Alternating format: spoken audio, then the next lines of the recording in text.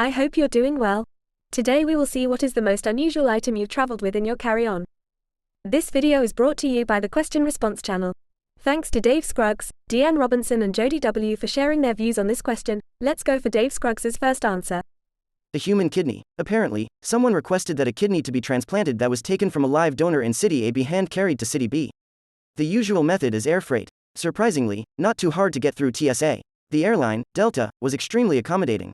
The only reason I was less clear about destinations is that some nimrod might get their panties in a bunch about privacy laws that they don't understand. I'd like to say I went from Sacramento to Newark via Dallas sometime between 8 years ago and yesterday, with a kidney, liver, cornea, lung, heart, but I don't need the aggravation. We can continue with DeAnn Robinson's answer. I'm 1991, my family moved to Jakarta, Indonesia from Alaska. I was a junior in high school and the company my dad worked for would fly college kids home for Christmas. So when I went off to college 18 months later, I was told by mum to leave enough clothes at home so I never was wasting luggage space on clothes. I would be bringing American foods back to mum and her friends every Christmas.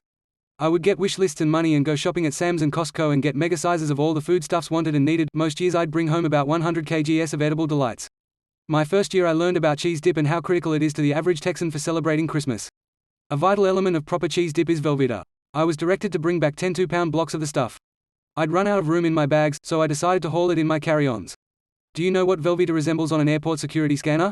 C4. I was in South Korea, where the Trans-Pacific flight first landed before going on. I was stuck there 2 days with no way contact my parents, but that's a different story, trying to explain about this weird fake cheese and why American women needed so much of it. Fortunately it's easy enough to determine the stuff isn't explosive. But it was terrifying as an 18-year-old being pulled out of the security line by an intense person demanding stuff in a language you don't understand. My mum thought it was hilarious and called me her Velveeta Mule. The next answer is from Jody W. Haha, I once house sat for my dad. He'd been on this long trip overseas for weeks and weeks.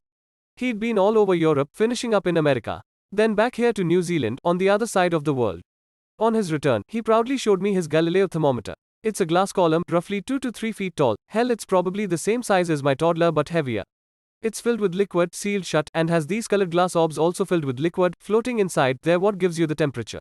I'll post a photo I found online. Anyway, it's such a fragile instrument. He bought it in Italy and carried it around the whole rest of his holiday, then put it in his carry-on luggage to bring home.